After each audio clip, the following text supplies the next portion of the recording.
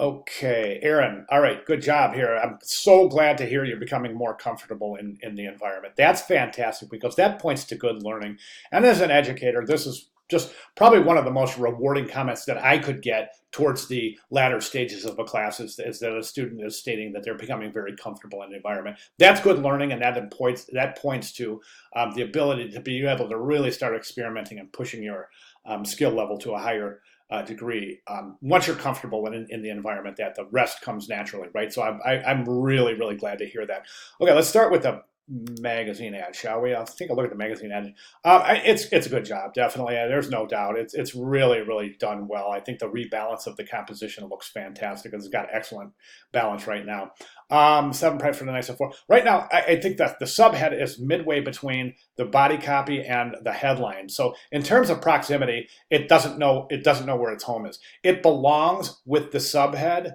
I'm sorry, with the headline. The subhead belongs with the subhead. Excuse me.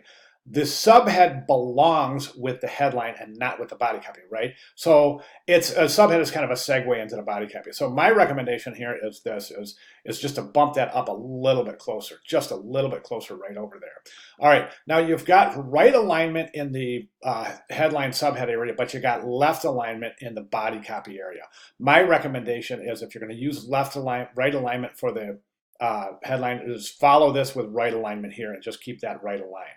Okay, it may entail having to reduce the body copy size a little bit, but because you're going to encroach on this, and it might not be very, very visible. So so be it. If you have to reduce body copy size, that's fine. Right now, I'm guessing you're probably about 12 points. You can move it down to 10. That'll be fine. And then finally, my final recommendation is I think the logo is too big. So what you could do is you take a look at the distance, take a look at this width right here, the subhead, and adjust your logo accordingly. So bring it down, follow that for your guidelines. So there's the size of your logo. So you're in alignment right there. Okay, let's go ahead and jump to the banner. A good job, great crop. It's so much more interesting than that weird perspective kind of looking down. Right now, I think you've reeled that in and just kind of showing the surf. So that's fantastic. I love the fact that snorkel is sitting there on the sand. That's fantastic.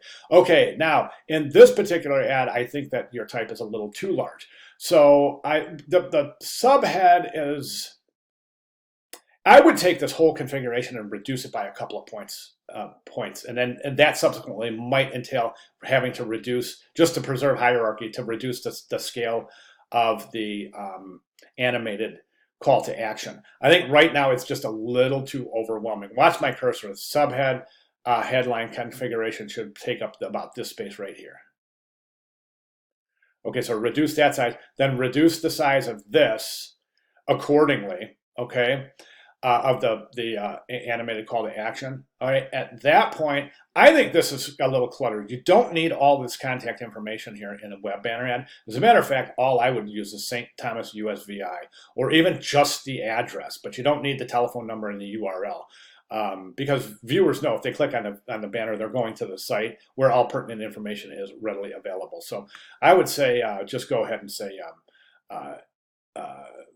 716 Amethyst Bay, St. Thomas VI with the zip code, and then bring that over and align it right there, okay, and get rid of the N. And then finally, reduce the logo a little bit. I think, again, the logo is just a little bit too large. Watch my cursor, something about close to the width of the snorkel, so something like this. Okay. Now, note that I'm always using something for a guide when I'm saying align or size. And the reason I'm doing that is because in graphic design, in any composition, everything should really align with something. So that's why I'm using markers in the actual ads themselves, to determine the widths and the placement, etc. So I'll let the composition do the work for you and just aligning to elements that are already present. All right, fantastic. If you have any questions at all, please let me know. I'll be glad to make any necessary clarifications. Great job so far. Thank you very much.